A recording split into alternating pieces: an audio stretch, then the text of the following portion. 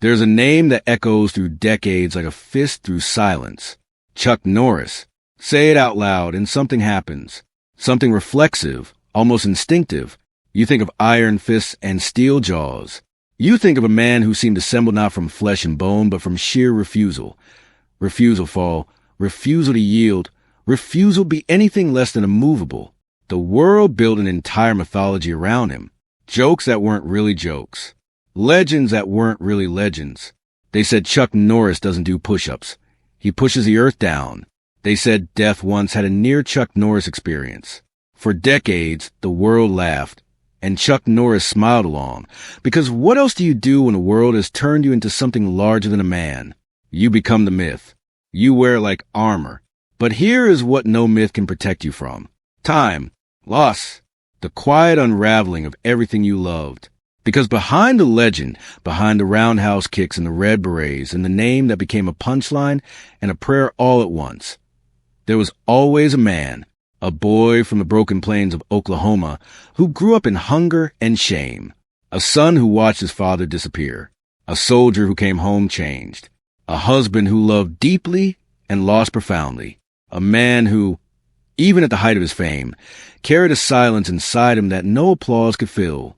Chuck Norris is 85 years old now, and the story the world never fully told, the true story, the human story, is not about strength. It is about surviving everything that tried to break what strength alone could not protect. So here's the question that will carry us through this hour together. What does it cost a man to become a legend? And what does the legend cost him in return? There's a town in southern Oklahoma called Ryan. You won't find it in tourist guides. You won't find it on many maps people care about. It is the kind of place where the wind comes in long and flat and doesn't apologize for anything, where the soil knows what it means to be dry, where families learn early that life does not owe you softness. Carlos Ray Norris was born there on the 10th of March, 1940. His mother, Wilma, was a woman built entirely from quiet strength. The kind of woman who holds a family together not through loudness, but through sheer enduring presence, through warm meals stretched thin, through prayers offered in the dark, through the way she looked at her sons, as though they were worth everything even when everything was almost nothing. His father, Ray Norris, was a different story. Ray Norris was a man haunted by his own interior. He drank, he drifted, he was there, and then he was somewhere else, and then one day he was simply gone. And young Carlos was left holding something that children should never have a hold, the unanswered question of a father who chose absence over presence. Think about what that does to a boy. Not the anger of it, though the anger came quiet and compressed, but the confusion, the way a child internalizes abandonment as a reflection of his own worth, the way a boy who grows up without a father's consistent hand becomes a man always, quietly, trying to prove something, not to the world, to the ghost in the chair that's always empty. Wilma moved her sons, Carlos, Whelan, and Aaron, through a series of towns across Oklahoma and California. They lived in places where money was a rumor and dignity was a daily act of discipline. They wore what they had. They ate what was available. They learned the grammar of poverty without quite having a word for it. Carlos was shy, profoundly, painfully shy. He was not the boy who held the room. He was not the boy with the wide, easy smile and the crowd around him at lunch. He was the boy on the edge of the photograph, slightly turned away, as though he wasn't quite sure he deserved to be in the frame. He was the boy who watched more than he spoke, who felt more than he showed, who carried sensitivity inside him the way some people carry a secret. Carefully, privately, never quite sure whether to trust anyone with it. In school he struggled, not because he wasn't intelligent, but because intelligence without confidence is a bird that won't leave the cage. He didn't stand out academically. He didn't stand out socially. He was, in the most heartbreaking of ways, invisible. And yet, within that invisibility, something was gathering, something slow and patient and determined. Because the children who learn silence early often learn depth late, and depth, in the end, is worth more than noise. Carlos Norris did not discover martial arts as a prodigy. He discovered the way most profound things are discovered, not through talent, but through need. In 1958, at 18 years old, He enlisted in the United States Air Force. He was stationed at Ane Air Base in South Korea. And it was there in the hills and training grounds of the country still recovering from its own wounds that a shy boy from Oklahoma first encountered Tang Soo-do. Watch him in that moment, if you can imagine it. A young man who had spent his entire life being overlooked, who had grown up with the particular ache of the invisible child, who had never quite found the thing that made him feel like himself, standing in a training room, watching men move with a discipline and grace and control power that he had never seen before. And something cracked open inside him. Not ambition, not yet. Something quieter and more essential than ambition. A recognition. The sensation of finding, for the first time, a language that his body and his spirit both understood without translation. He began to train. And in training, he began to change. Martial arts did not simply teach Carlos Norris how to fight. It taught him how to be still, how to breathe through fear, how to fail 1,000 times and return to the same stance, how to find not just physical strength, but the deeper infrastructure of the self, the part that doesn't collapse when the world pushes back. For a boy who had been defined by his father's departure and his own social invisibility, the dojo was the first place where what he built could not be taken from him. You cannot abandon someone of their earned discipline. You cannot drift away from a man's hard-won inner architecture. He earned his black belt in Tang Soo-do. Then he kept going. He would go on to earn black belts in multiple martial arts disciplines. Tang Soo-do, Brazilian Jiu-Jitsu, Judo. He would become one of the most decorated martial artists in American history. He would compete, win championships, open his own schools. But none of that was yet. In Korea, in those early mornings on the training floor, he was simply a young man who had finally found the one thing that made him feel as though he existed at full volume in a life where he'd always been turned down low. He was not famous. He was not fearless. He was hungry, and hunger, in the right hands, is the purest fuel there is. He came home from the Air Force in 1962 changed in the way that young men who have lived away from home are always changed. Not dramatically, not obviously, but fundamentally. The architecture was different inside. The shyness was still there, but it had a new neighbor now. Resolve. He married Diane Holchek in 1958 before he shipped out. She was his anchor, his quiet constant. She was a woman who believed in him in the years before believing in him made any worldly sense whatsoever. He opened martial arts studios in Torrance, California. He taught, he trained, he competed, and he met Steve McQueen. The legendary actor was one of his students, and McQueen looked at this quiet, disciplined man with the understated intensity and said something that changed the entire trajectory of Carlos Norris's life. You should try acting. Think about what it means to hear those words when you are a shy boy from Oklahoma who spent his whole childhood feeling like he didn't belong in the frame. You should try acting.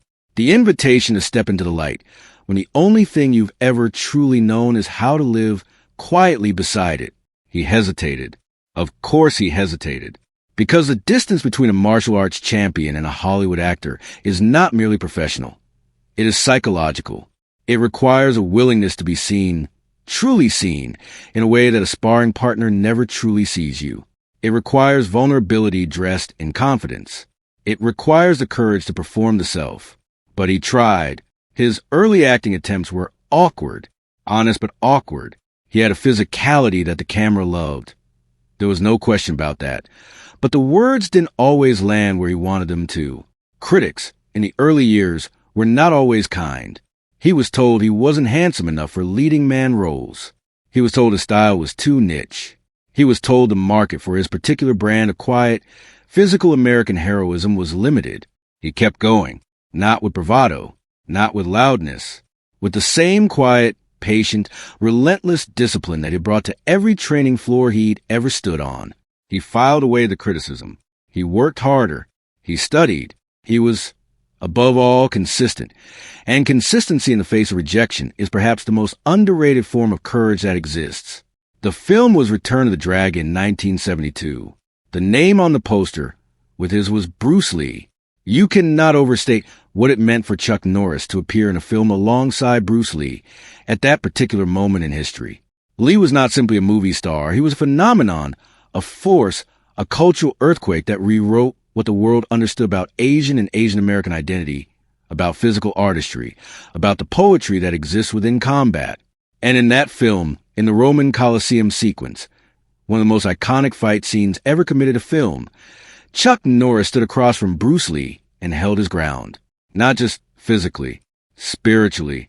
He was a presence. A genuine, undeniable, serious presence.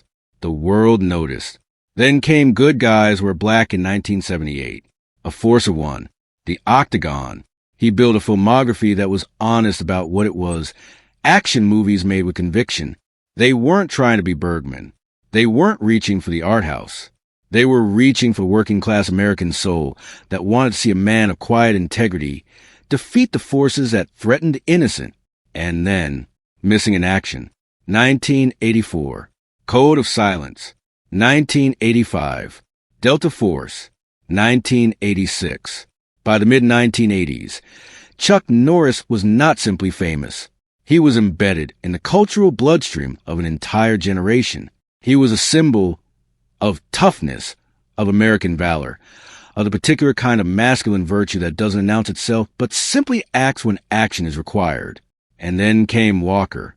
Walker, Texas Ranger, ran for 8 seasons. 8 years of Saturday nights.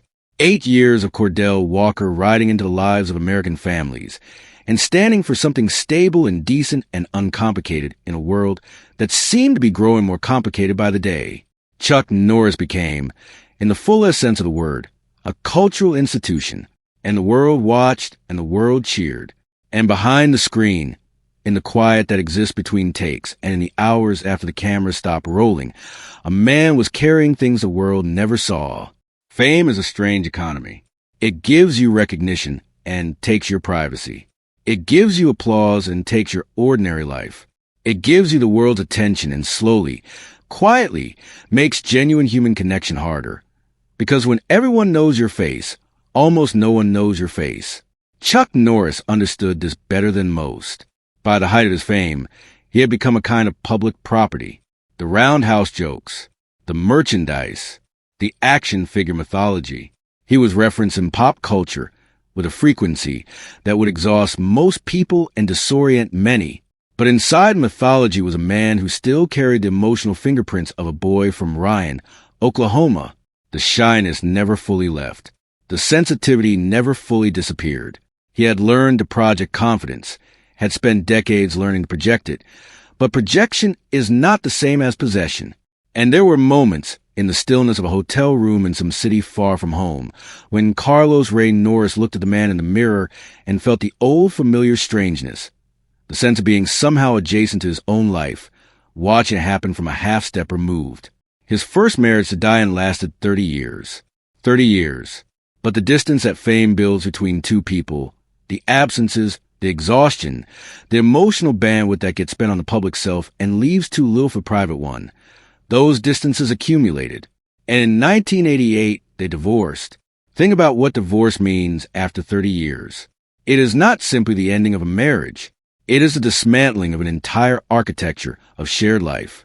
It is the silence where a voice used to be. It is the empty half of a bed that has never felt so large. It is the children. They shared 3 children, Mike, Eric, and Dina, navigating a new map of family. For a man who had already known the particular wound of an absent father, the dissolution of his own family home must have opened something very old and very deep. He did not speak about it publicly with great detail. He did not perform his grief for cameras. He kept it private, the way that men of his generation and his disposition keep their deepest sorrows, folded small and pressed close to the chest. But grief doesn't care how disciplined you are. It moves on its own timeline. It surfaces in the middle of the night and in unexpected quiet moments and in the sudden, involuntary ache of a particular song or a particular smell or a particular quality of winter light. He felt it all. He simply felt it privately. And the world, watching the action hero on their screens, never needed to know. There's a specific kind of courage required to love again after love has broken you. It is not the courage of the martial artist or the soldier or the action hero. It is quieter and more terrifying than any of those. It is the courage of choosing vulnerability a second time when the first time cost you so much. In 1998, Chuck Norris married Gina O'Kelly. She was a model and actress, 23 years his junior, and by every account she brought into his life a warmth and an aliveness that reawakened something in him that the years of professional achievement and private loss had dimmed. They had twins, Danielle and Dakota, born in 2001.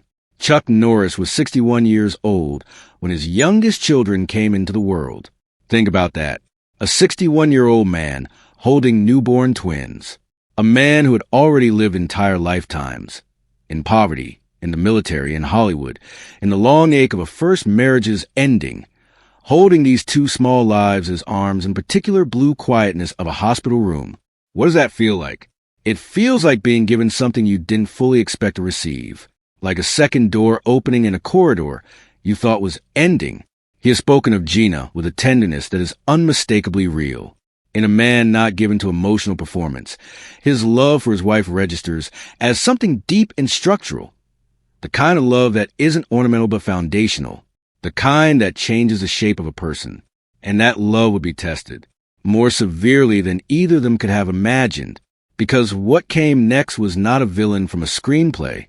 It was something far more frightening. A real medical crisis, a real wife in real pain, and a real man learning the limits of what strength alone can fix. In 2013, Gina Norris underwent a routine MRI scan. She was given a contrast agent, a substance called gadolinium, injected intravenously, as a standard practice. And then something went wrong. Something that doctors would struggle to identify and categorize. Something that mainstream medicine has spent years debating, and that Gina herself has spent years fighting to have recognized. She began to experience burning sensations throughout her body, severe pain, cognitive difficulties, profound physical deterioration.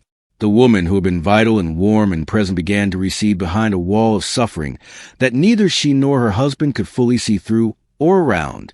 Chuck Norris, the man who, in every film he'd ever made, arrived to fix the problem, defeat the enemy, restore order, could not fix this. He has spoken about those years with a rawness that cuts through every myth and every muscle and every legend. He became her caretaker. Fully, completely, sacrificially. He stepped away from public life. He stepped away from Hollywood. He stepped away from the machinery of the Chuck Norris brand and the Chuck Norris legend. He stepped into a hospital room and then a home full of medical equipment. And he sat beside his wife, night after night after night. He has described waking in fear, watching her suffer, and feeling the particular helplessness of a man whose entire identity was built around the ability to act, and finding no action equal to the situation. He described praying, deeply, seriously, with the desperate sincerity of a man who has run out of every other option and arrived, finally, at the one that has no technique. They spent nearly $1.5 million of their personal savings on Gina's medical care. They researched, they traveled, they fought, as a couple, as a unit, against an illness that had no clean name and no clean cure. Chuck Norris also filed a lawsuit against the pharmaceutical companies involved in gadolinium contrast agents, seeking accountability not just for his wife, but for the larger category of patients who had suffered similar effects. The action hero going to war. But this time, the war was real. The stakes were not cinematic. And the villain was invisible, scientific, systemic. The kind that doesn't fall when you kick it, doesn't yield when you push it. This chapter of his life never made it into mythology. It didn't become a joke or a meme. It became something rarer and more important. A quiet testament to what love actually looks like when the cameras are off and the lights are down, and there's only a man sitting in the dark beside the woman he loves, unwilling to leave. There's a version of Chuck Norris that the world constructed and the world believed. Unbreakable, invincible, beyond the reach of the ordinary human experiences that pull the rest of us under. But in those years of Gina's illness, in the financial strain and the medical uncertainty and the sleepless nights and the quiet grief of watching someone you love suffer without being able to stop it, that version was not available to him.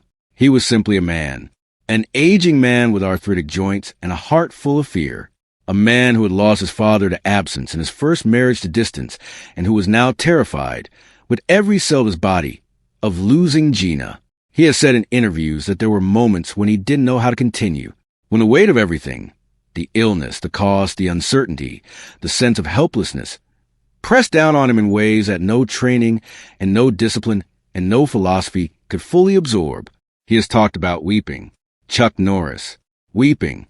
And if you grew up watching him on screen, watching Cordell Walker ride into impossible situations with a jaw like a granite shelf and eyes that showed no fear, the image of this man weeping in the dark beside his wife's bedside is not a diminishment. It is an elevation, because it is in the weeping that we find the human being, in the breaking that we find the true measure of a person's character. Anyone can be strong when strength is easy.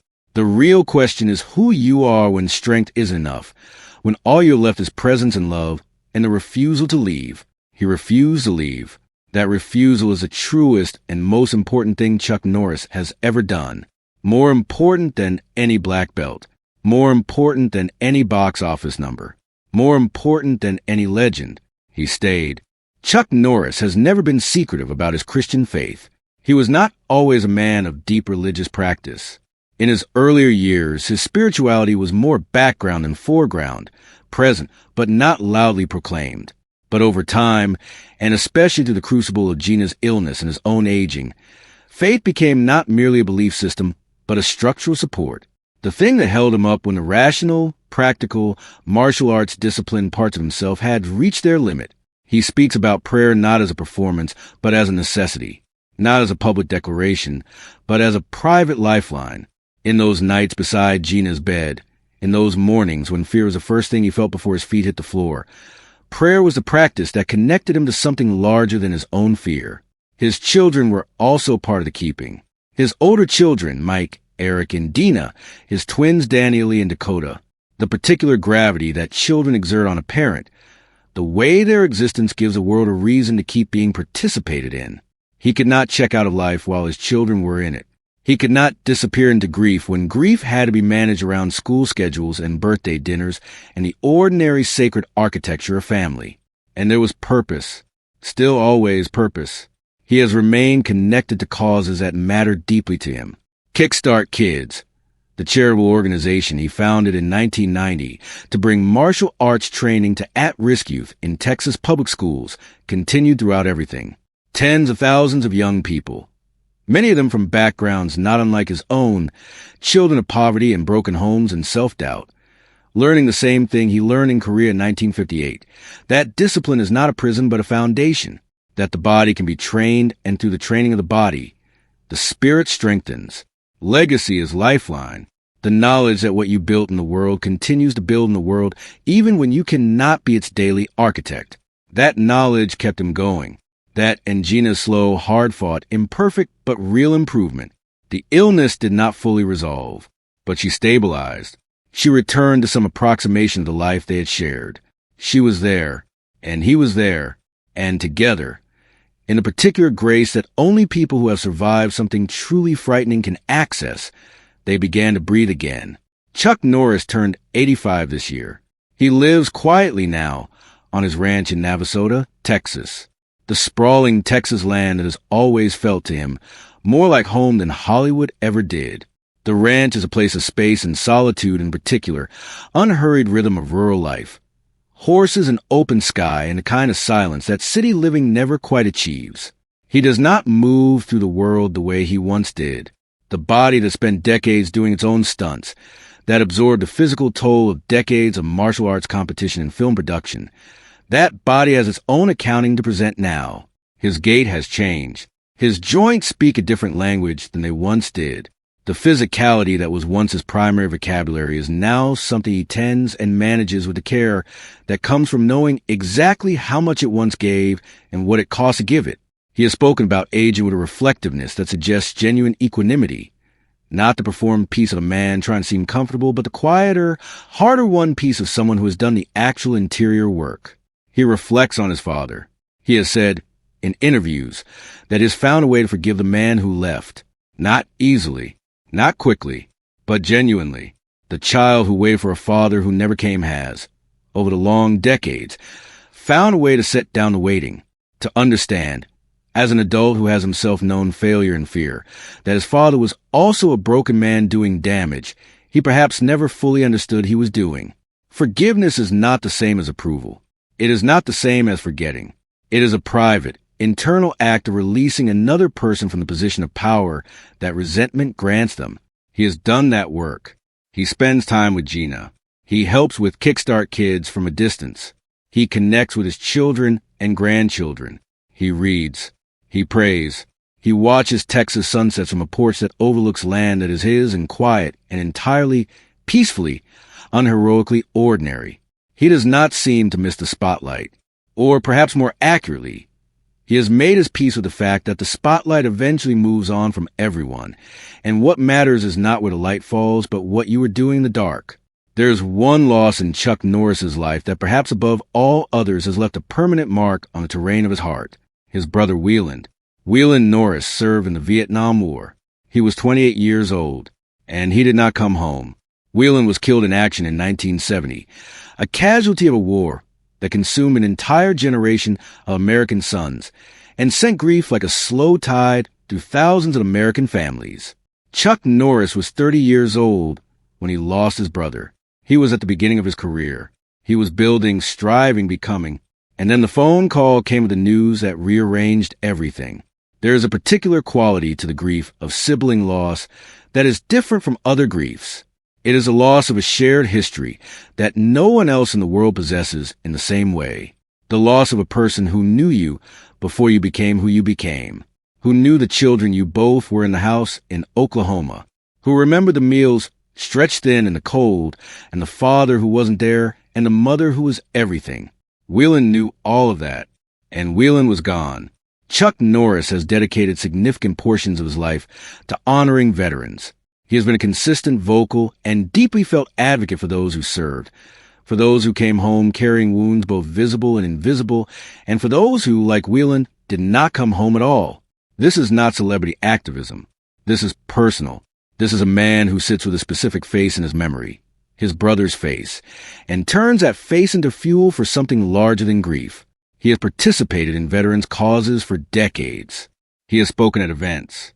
He has used his platform, whenever he has had one, to ensure that the men and women who serve their country are not rendered invisible by the culture that sent them. Wieland's sacrifice sits at the center of Chuck Norris's understanding of service, of cost, of what it means to give everything. And perhaps in some quiet way, every hero Chuck Norris has ever played on screen was carrying Wieland's name in its chest. Here is what the legend obscures. The legend makes Chuck Norris into a punchline, a meme, an invincibility symbol.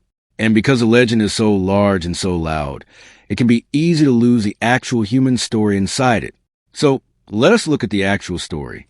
A boy from the poverty of southern Oklahoma who grew up invisible and became a symbol of self-determination, who discovered, in a South Korean training room, that the human body and spirit are more capable than fear would have us believe, who built a martial arts career from discipline alone, in the days before there were YouTube tutorials or sponsored training programs, who stepped improbably and vulnerably in front of cameras and made himself visible to the entire world, who married once for 30 years and loved his children through divorce, who married again at a time of life when many men stopped believing in new chapters, who became a father a second time at 61 and found, in those twin children, something that reanimated him in ways that fame never could, who sat beside his sick wife for years without leaving, who spent nearly his entire fortune fighting for her health, who filed lawsuits and did research and held her hand and prayed in the dark because there was nothing else left to do and nothing else he wanted to do,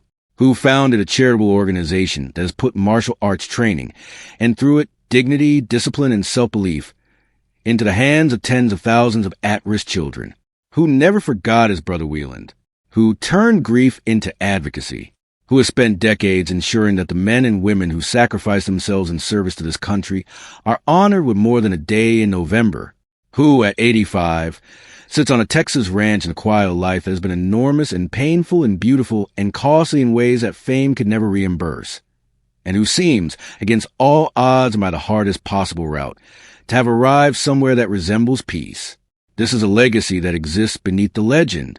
The Kickstart Kids who went on to build disciplined, purposeful lives because a man who was once a kid without direction believed that martial arts could give direction to others.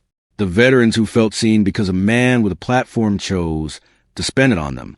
The Gina who is still here, still breathing, still beside him, because he refused to treat her suffering as a problem that could be delegated or escaped. And perhaps something even less tangible than any of that, the message, which he never quite articulated as a message, but which his entire life has constituted, that the quiet ones are not weak, that the shy child in the back of the room may be assembling something profound, that you don't need to be born into advantage to build a life of meaning, that loss doesn't disqualify you from love and love doesn't protect you from loss, and somehow, in the space between those two truths, a full and dignified life is possible. Chuck Norris never went to acting school. He never had a famous father or a connected mentor or a fast track. He had Oklahoma soil under his feet and hunger in his chest, and eventually a dojo in Korea where something clicked into place that had never clicked before. He had the discipline to keep going when the world gave him no particular reason to. He had the courage to love a second time. He had the grace to sit in the dark. He had the faith to keep praying when prayer was all that was left. And he had the brother who never came home, who he has never stopped carrying, who he will carry until the last day he has, who gave everything so that others might live. That is the story, not the roundhouse kick, not the movies, not the myth, the man, the extraordinary, ordinary, deeply human man. There is a particular kind of light that only comes in the late afternoon, when the day has done most of its work and the world settles into something slower and more honest than it is at noon. On a ranch in Navasota, Texas, an 85-year-old man sits in that light. He is not the myth. He is not the legend. He is not the punchline or the action hero or the symbol of unbreakable American masculinity. He is a son who learned to forgive the father who left. He is a brother who never stopped grieving the one who didn't come home. He is a father who kept showing up even when showing up cost him everything. He is a husband who chose to stay in a room when leaving would have been easier. He is a man who spent his entire life in quiet, daily, undramatic service to the people and the causes he believed in. He is Carlos Ray Norris. And if you have spent any part of your life believing that strength means never breaking, that discipline means never weeping, that a real man doesn't sit in the dark and pray, then his story is perhaps the most important gift this documentary could offer you. Because real strength, it turns out, is not the absence of pain. It is the willingness to remain present with it, to sit beside it, to let it teach you something about who you are when all the mythology falls away. The tragedy of Chuck Norris, if tragedy is even the right word, is not that he suffered. Every life that matters suffers. The tragedy, if there is one, is that the world so thoroughly covered him in myth that the suffering became invisible, that the human being got lost inside the legend, that a shy boy from Oklahoma who just needed to be seen somehow became so famous that the seeing stopped. But he was always there. He is still there. In the late afternoon light of a Texas ranch, an 85-year-old man with worn hands and a quiet heart and a faith that has been tested in every possible way sits with his wife and watches the day close and feels, perhaps, something that resembles enough. Not everything, not the absence of grief, not the erasure of loss, but enough. And in a life as full and as costly as it has been, enough is more than sufficient. Enough is actually extraordinary. If this story moves something in you, if Chuck Norris has ever been part of your life in any way, whether as a symbol of strength or a Saturday night ritual or a joke that made you laugh or a film that made you feel like something decent was still possible in the world, we would love to know. Leave a comment below. Tell us your favorite Chuck Norris film. Tell us your favorite Walker, Texas Range of Memory. Tell us the first time you saw his name on a screen and what it meant to you. And if this kind of storytelling, the kind that goes beneath the surface, the kind that tries to find the human being inside the celebrity, if that matters to you, consider subscribing, because there are more stories like this one waiting to be told. Stories about people the world thought it knew and didn't. Stories about lives that were more than their legend and more than their loss, and more than anything a highlight reel could ever contain. Thank you for watching. Thank you for staying until the end. And wherever you are tonight, in your own silence, in your own private version of the things this story touched, be gentle with yourself. The quiet ones are always carrying more than anyone knows.